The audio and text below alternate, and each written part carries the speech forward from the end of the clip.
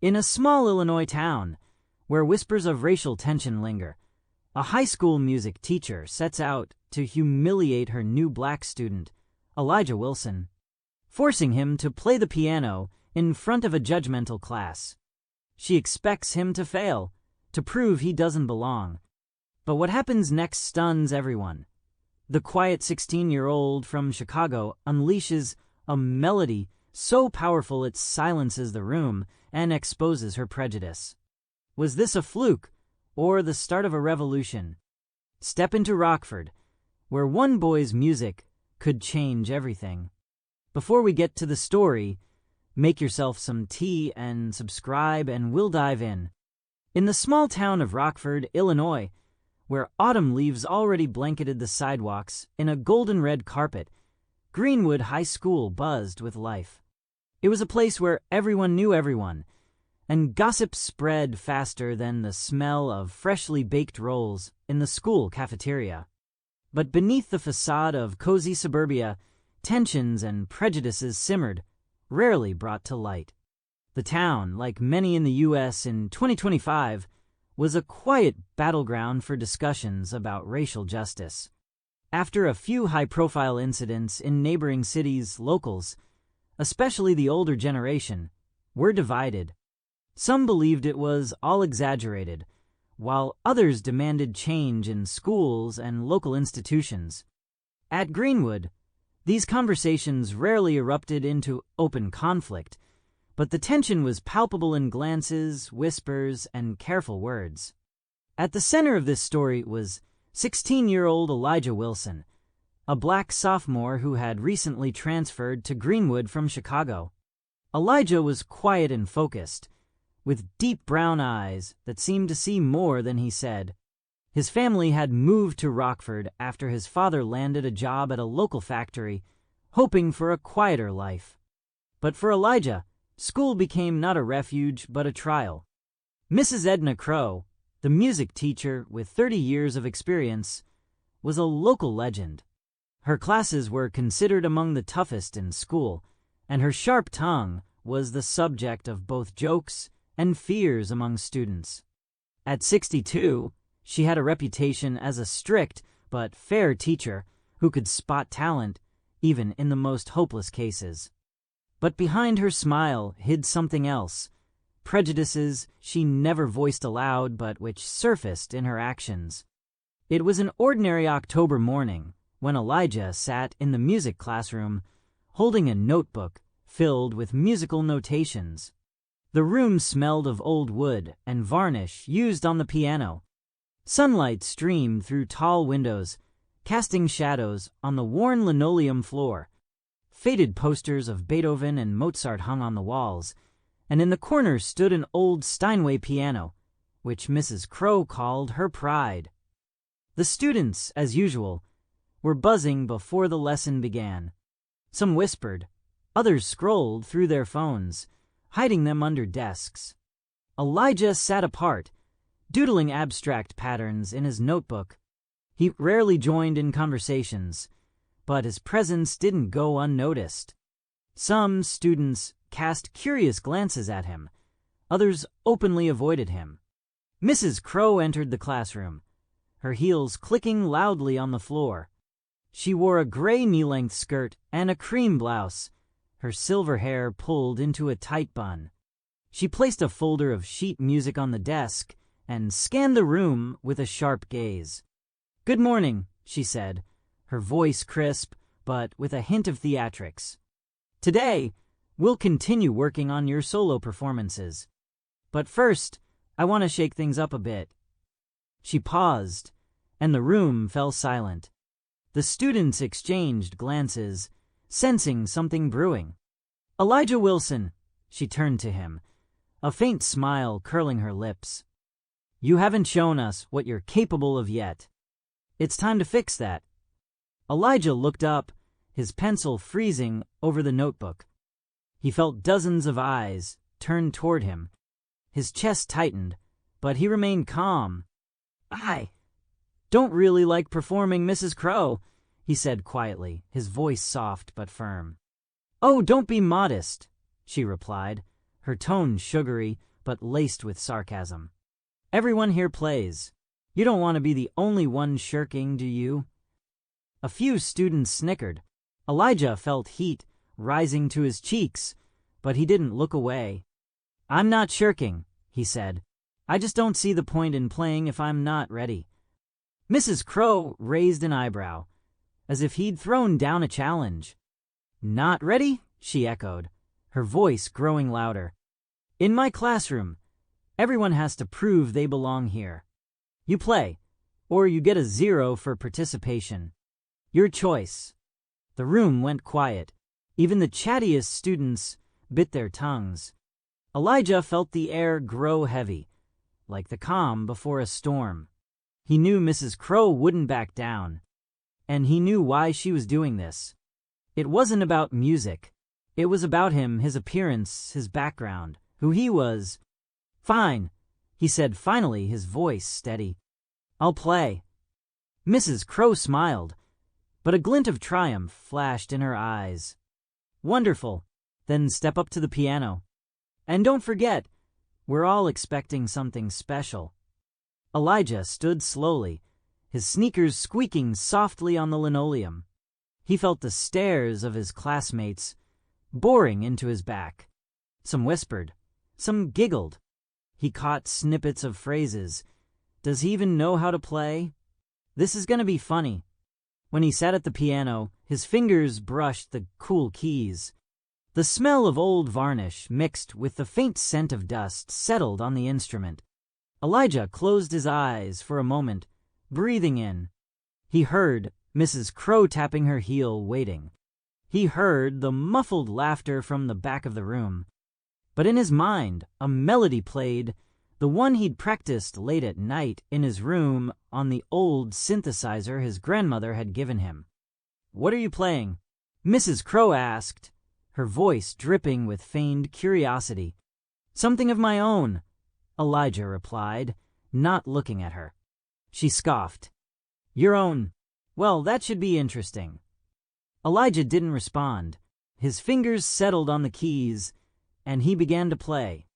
The first notes were soft, almost imperceptible, like a whisper. They slowly filled the room, like water seeping through cracks. The melody was complex but fluid, a blend of jazz, soul, and something deeply personal. Each chord carried an emotion: longing, hope, struggle. The students who had been giggling fell silent. Even Mrs. Crow, standing with her arms crossed, froze. Elijah played, and his fingers danced across the keys with an ease that seemed supernatural. He didn't look at sheet music or the class. His eyes were half closed, as if he saw something others couldn't. The melody grew louder, more powerful, but never lost its delicacy. It was like a conversation, not with the class, not with Mrs. Crow, but with himself. When he finished, the final chord hung in the air like an echo. The classroom was silent, save for the distant hum of a lawnmower outside. Elijah opened his eyes and looked at Mrs. Crow.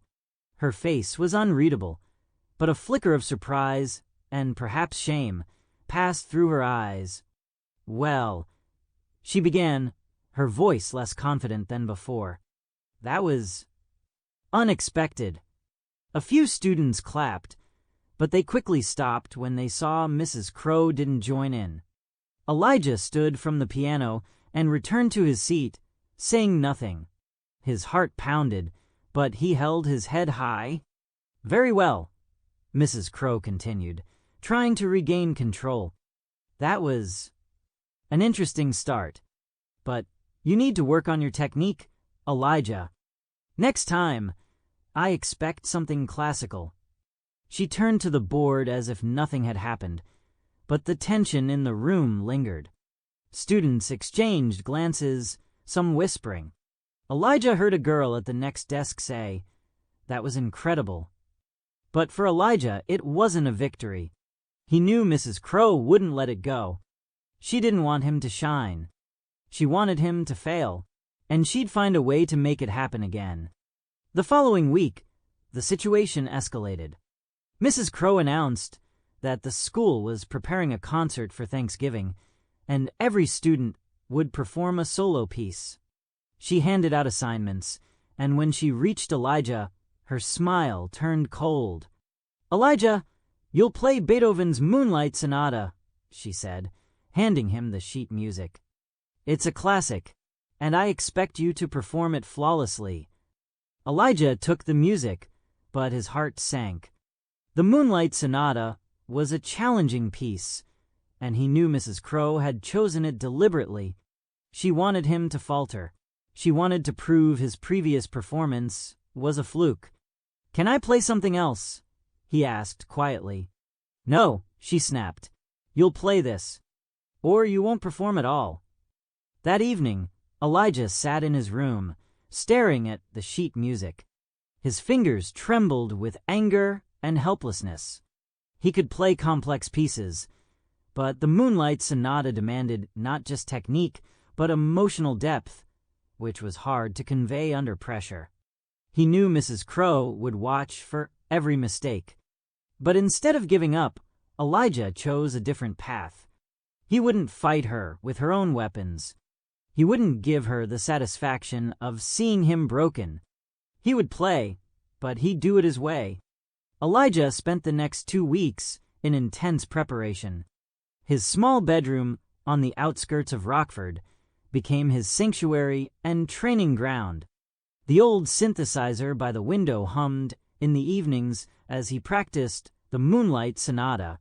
Neighbors might have complained about the noise, but the sound was soft, almost intimate, like a conversation with himself. The room smelled of freshly brewed tea, which his mother Laura left on his desk, and old books stacked on the shelves. Laura, a nurse at the local hospital, noticed her son changing. He had always been quiet, but now his silence carried weight. One evening, as Elijah sat at the synthesizer, she knocked on the door. "Elijah, you okay?" she asked, holding a mug of chamomile tea. Her voice was gentle, but filled with concern. He turned, his fingers still on the keys. "Yeah, Mom. Just a lot of work," he replied, trying to smile. Laura stepped inside and sat on the edge of his bed. Her eyes, as brown as Elijah's, studied him closely. "It's that teacher, isn't it?" she asked bluntly. "I heard from Mrs. Thompson that she's not exactly fair to you." Elijah sighed. Mrs. Thompson, their neighbor and the mother of his classmate Sarah, was one of those people who knew everything about everyone. He didn't want to worry his mom, but he couldn't lie. "She wants me to fail," he said quietly. "But I won't let her." Laura leaned closer, her face serious. "You're stronger than her prejudice, baby. And you're not playing for her. You're playing for yourself, for us, for those who listen with their hearts." Elijah nodded, feeling her words bolster him. He turned back to the synthesizer and played a few chords, softer this time, as if testing whether the melody was still with him, preparing for the storm. At school, the tension grew. Mrs. Crow seemed to take pleasure in pressuring Elijah. During lessons, she often called on him to play excerpts from the Moonlight Sonata, always finding something to criticize. "Your fingers are too tense, Elijah," she'd say, tapping her pencil on the desk. "This is Beethoven, not some improvised jazz of yours." The class laughed, though the laughter grew quieter over time. Some students, like Sarah Thompson, began to notice Mrs. Crow's unfairness. Sarah, a freckled girl with red hair, lingered after class one day and approached Elijah. "You don't have to put up with this, you know," she said, nervously twisting a bracelet on her wrist. "She's just, well, you know."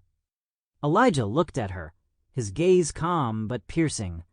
"I know," he replied, "but I'm not going to fight. That's not my way." Sarah raised her eyebrows, surprised. "So, what are you going to do?" "Just let her win." "She won't win," Elijah said, a quiet confidence in his voice. "I'll play so she can't ignore me." Sarah nodded, though she wasn't sure she understood. She walked away, but her words left Elijah feeling he wasn't entirely alone. Meanwhile, Mrs. Crow kept escalating the situation. She told other teachers that some students think they can get by without discipline, and her words quickly reached the school principal, Mr. Harris. Harris, a middle-aged man with tired eyes, disliked conflict but sensed trouble brewing. He called Mrs. Crow to his office. "Edna, I've heard complaints," he said, sitting at his desk. The office smelled of coffee and paper, with the school's football fields visible through the window. "Some parents say you're too harsh with one of the students." Mrs. Crow crossed her arms, her face impassive. "I'm only demanding discipline, Edward. If someone can't handle my standards, that's their problem, not mine." Harris sighed. "Just be careful. We don't want trouble, especially with things so tense in town." She nodded, but her eyes flashed. She had no intention of backing down. The day of the concert arrived swiftly. Greenwood's auditorium was packed with parents, teachers, and students. The air smelled of floor polish and perfume, and the low hum of conversation created a background buzz. The stage was decorated with red and gold ribbons, and in the center stood the same Steinway piano, looking grander under the spotlight. Elijah sat at the back of the hall, clutching folded sheet music. His heart raced, but he breathed evenly, recalling his mother's words. He wore a simple white shirt and dark pants, nothing fancy, but neat. He saw Mrs. Crow moving among the students, giving last-minute instructions. Her gaze landed on him, and she approached. "Ready, Elijah?" she asked, her voice sweet, but with a hint of challenge. "Don't let us down." "I won't," he replied, meeting her eyes. She huffed and walked away, but Elijah noticed her hand tremble slightly as she adjusted her sheet music. The concert began. Students took the stage one by one, playing Chopin, Bach, Mozart. Some performed well, others faltered nervously, but the audience applauded each one. Elijah was last on the list, and he knew it wasn't by chance. When his name was called, the hall fell silent. He felt hundreds of eyes on him as he walked to the stage. The piano loomed large, its black surface gleaming under the lights. Elijah sat, his fingers touching the keys. He heard whispers in the audience, heard someone cough, but he closed his eyes and pictured his room, his synthesizer, his mother's voice. He began playing the Moonlight Sonata. The first notes were slow, delicate, like raindrops. He played precisely, with respect for Beethoven, but added his own subtle flourishes that brought the melody to life. The audience was transfixed. Even Mrs. Crow, seated in the front row, couldn't look away. But Elijah didn't stop there. When the first movement ended, he paused, and the hall tensed, expecting the next part. Instead, he spoke. "This music, it's about struggle," he said softly, but his voice carried clearly through the microphone. "About finding light in the darkness. I want to play something else. Something I wrote." A murmur rippled through the crowd. Mrs. Crow stiffened, her face like stone. But Elijah didn't look at her. He began to play. It was the melody he'd crafted on sleepless nights. It started quietly, like a whisper, but grew stronger, filled with pain and hope. Each chord told a story of his life in Chicago, the move, the stares he caught at school, the pressure he felt. But there was joy too, the joy of music that gave him freedom. The audience listened breathless. Some parents wiped away tears. Sarah, in the third row, smiled. Laura, seated in the back, clutched her hands, her eyes shining with pride. When Elijah finished, the hall erupted in applause. People stood, cheering, some whistling. Mrs. Crow sat motionless, her face pale. She didn't clap, but she couldn't speak either. After the concert, Elijah became a local legend. Students retold his performance, and the video someone posted online garnered thousands of views. But for Elijah, it wasn't about fame. He wanted to be heard, not just his music, but his voice. Mrs. Crow avoided him for days, but one day after class, she stopped him. "Elijah," she said, her voice quiet, almost uncertain. I was wrong about you." He looked at her, his gaze steady. "I don't hold grudges, Mrs. Crow," he replied, "but I hope you'll think about why this happened." She nodded, and for the first time, Elijah saw something like shame in her eyes. Principal Harris called Mrs. Crow for another meeting, and though no one knew the details, rumors swirled that she was offered diversity training. Some said she might retire early. Elijah kept playing. His music became a bridge between him and his classmates, between the past and the future. He didn't change Rockford overnight, but his melody left a mark. And for those who heard it, there was hope that even a small step could spark greater change. Months passed since the Thanksgiving concert, and Rockford seemed to settle back into its rhythm. Winter draped the town in a thin layer of snow, and the streets glowed with Christmas lights. But at Greenwood High, changes, though slow, began to take root. Elijah Wilson, once the new kid from Chicago, became something more, not just to students, but to teachers who started seeing something special in him. His concert performance became a legend, retold in school hallways and at PTA meetings. The video of his improvisation spread through local social media groups, and even people who'd never set foot in Greenwood talked about that kid who made everyone cry. But for Elijah, the attention was more a burden than a prize. He didn't seek the spotlight. He wanted his music to speak for him. Mrs. Crow, after her meeting with the principal, grew quieter. She still taught music, but her tone softened. She called on Elijah less often, but didn't praise him openly either, as if afraid to admit her mistake. Her classes remained strict, but there was a new cautiousness. Some students noticed she began talking more about diversity in music, mentioning composers like Scott Joplin or Duke Ellington. Elijah wasn't sure if it was genuine or just an attempt to save face. Meanwhile, new tensions emerged at school. After the concert, some parents, particularly from conservative circles, complained that the school was getting too political. They saw Elijah's performance as a protest and accused the administration of promoting radical ideas. Other parents demanded more events, emphasizing inclusivity. Principal Harris was caught in the crossfire, trying to appease both sides. Elijah felt the strain, though he tried to stay out of it. One day, as he walked down the hallway, he was stopped by Mr. Brown, the history teacher, an older man with kind eyes and a gray beard. "Elijah," he said, adjusting his glasses, "I heard you're planning to perform at the spring concert. Is that true?"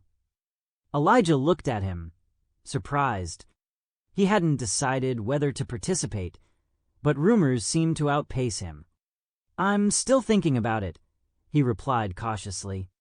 "After last time, I'm not sure I want to be in the spotlight again." Mr. Brown nodded, as if he understood. "You know, I was at that concert," he said, "and I saw how you change people. Not everyone, but many. That's a rare gift, son. Don't hide it." Elijah smiled, but his chest tightened. He knew Mr. Brown was right, but he also knew every performance was a risk of being misunderstood, of sparking new conflicts. That same week, Elijah was invited to meet with a local organization, Arts for All, which supported young talent. The meeting took place at Rockford's community center, in a spacious hall that smelled of fresh paint and coffee. The walls were adorned with paintings by local artists, and a small piano in the corner held a stack of sheet music. The organizer, Ms. Claremont, was a vibrant woman in her 50s with short gray hair and a bright smile. She shook Elijah's hand so firmly he nearly flinched. "Elijah, we saw your video," she said, her eyes sparkling. "You have a talent that can't be ignored. We want you to perform at our annual gala in Chicago. It's a big event. Musicians, producers, maybe even scouts from music schools will be there." Elijah froze. Chicago? A gala? It was too big, too fast. I don't know if I'm ready," he said, his voice soft. Ms. Claremont leaned closer, her gaze serious. "I understand it's scary, but you've already shown you can speak through music. And I believe your music can inspire not just Rockford, but far more people." Elijah looked at his mom, who sat nearby. Laura nodded, her eyes full of pride and support. "Think about it, baby," she said quietly. "This is your chance." That night, Elijah couldn't sleep. He sat at his synthesizer, his fingers gliding silently over the keys. Snow fell outside, and the streetlights cast soft shadows on the walls. He thought about Chicago, the school, Mrs. Crow, everyone watching him, with hope or judgment. And he knew that if he agreed, it wouldn't just be a performance. It would be a statement. The next week, Elijah decided to talk to Mrs. Crow. He wasn't sure why it mattered, but he felt he couldn't move forward without closing this chapter. After class, when the room emptied, he approached her desk. She was reviewing sheet music, looking tired. "Mrs. Crow," he began, his voice calm but firm. "I want to perform at the spring concert, but I want to play my own music. And I want you to know why." She looked up, her eyebrows slightly raised. "Why?" she asked, her tone cautious. "Because music isn't about proving something to you or anyone else," Elijah said. "It's about being yourself. And I want people in this school to know it's okay to be yourself, even if you're not like everyone else." Mrs. Crow was silent. Her fingers tightened around her pencil, but she didn't look away. I understand," she said finally. "And I made a mistake, Elijah. It took me time to see that." He nodded, not expecting apologies. He didn't need them. It was enough that she heard him. The spring concert became an event Rockford wouldn't forget. The auditorium was packed, and this time, the audience included not just parents but representatives from Arts for All, local journalists, and even a few musicians from Chicago. Elijah had prepared for months, working on a new composition that blended his love for soul, jazz, and classical music. When he stepped onto the stage, the hall fell silent. His white shirt gleamed under the lights, and his eyes were calm but burning. He sat at the piano and spoke. "This music is about a journey," he said. "About finding your voice, even when they tell you to stay quiet. I dedicate it to everyone who's ever felt invisible."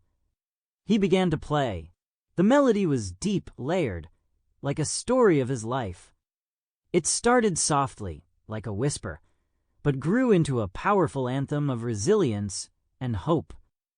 The audience listened breathless. Laura cried, holding Sarah's hand, who sat beside her.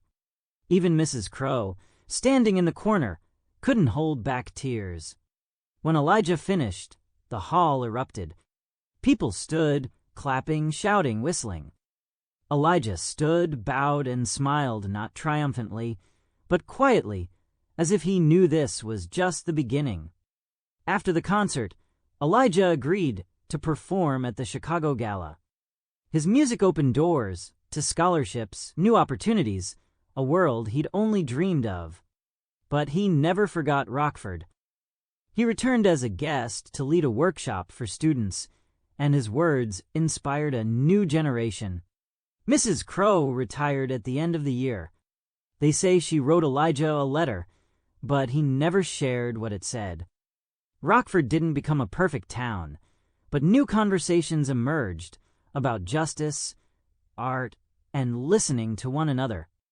Elijah kept playing, and every time his fingers touched the keys, he reminded the world that even the quietest voices could change everything.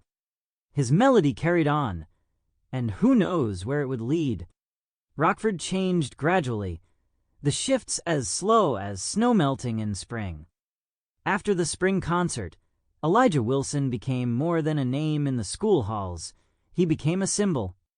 His music, his quiet confidence, his ability to respond to injustice not with anger, but with art, left a mark on many hearts. But for Elijah himself, this was just the start of a long journey. The gala concert in Chicago, held in May 2026, was a turning point. The downtown venue, adorned with crystal chandeliers, buzzed with anticipation. The audience, from local musicians to producers from New York, sat in velvet chairs, flipping through programs with Elijah Wilson's name. For the 17-year-old from Rockford, it was surreal. He stood backstage, clutching a water bottle Ms. Claremont had handed him. His heart pounded, but he breathed deeply, recalling his mother's voice. "Play for yourself, baby." On stage stood a gleaming Yamaha piano, and the spotlight made it look like a portal to another world. Elijah wore a simple black suit Laura had picked out, saying he looked like a true maestro. When the host announced his name, the audience clapped politely, as is customary at such events. Elijah walked onto the stage, feeling the wooden floor creak under his shoes. He sat at the piano, his fingers brushing the keys, and for a moment, everything faded, the crowd's noise, the expectations, the fear. Only the music remained. He played a new composition called Echoes. It was the story of his life, soft notes of his Chicago childhood, sharp chords of the Move, turbulent passages of struggle in Rockford, and finally, bright, hopeful sounds of the future. The melody was both personal and universal, and the audience felt it. They sat breathless, and when the final notes dissolved into silence, they erupted in applause. Some stood, some cried. Elijah bowed, his face calm but his eyes alight. After the concert, a woman in an elegant dress approached him, a representative from a music academy in Boston. She offered him a scholarship, saying his talent couldn't be overlooked. Elijah thanked her but asked for time to think. He knew this decision would change his life, but he wasn't sure if he was ready to leave Rockford, his mom, his roots.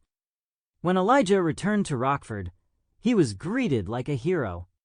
Local papers wrote about the young genius, and Greenwood High held a special event in his honor. But Elijah remained himself, quiet, humble, focused. He led a workshop for younger students, showing them how to improvise on the piano. The kids looked at him with awe, and he just smiled, saying, "Music is like a conversation. Just say what you feel." Mrs. Crow wasn't at the event. She had retired a few months earlier, leaving a letter Elijah found in his mailbox. It was short, written in her neat handwriting. "Elijah, I wasn't the teacher you deserved, but your music made me see myself differently. Thank you for that. I wish you success." Elijah read the letter and tucked it into a drawer. He felt neither anger nor triumph, just peace. She was part of his story, but she didn't define it. Principal Harris, finally taking a more active role in school changes, introduced a cultural diversity program. It didn't solve everything, but it was a step forward. Sarah Thompson, now one of Elijah's closest friends, started a school club called Music Without Borders, where students could share their creativity, regardless of background or style. The summer of 2026 found Elijah at a crossroads. He had to decide, stay in Rockford, where he'd become a symbol of hope, or go to Boston, where his talent could flourish anew. One evening he sat in his backyard, listening to the crickets and the smell of freshly cut grass. Laura joined him, carrying 2 glasses of lemonade. "Have you decided, baby?" she asked, sitting beside him. Elijah looked at the stars twinkling above. "I want to go," he said finally. "But I'll come back. Rockford's my home. And I want it to be a place where everyone can be themselves." Laura smiled, her eyes glistening with tears. "I always knew you'd do something big," she said. "But I'm not just proud of your music. I'm proud of you." Elijah took her hand, and they sat in silence, listening to the night.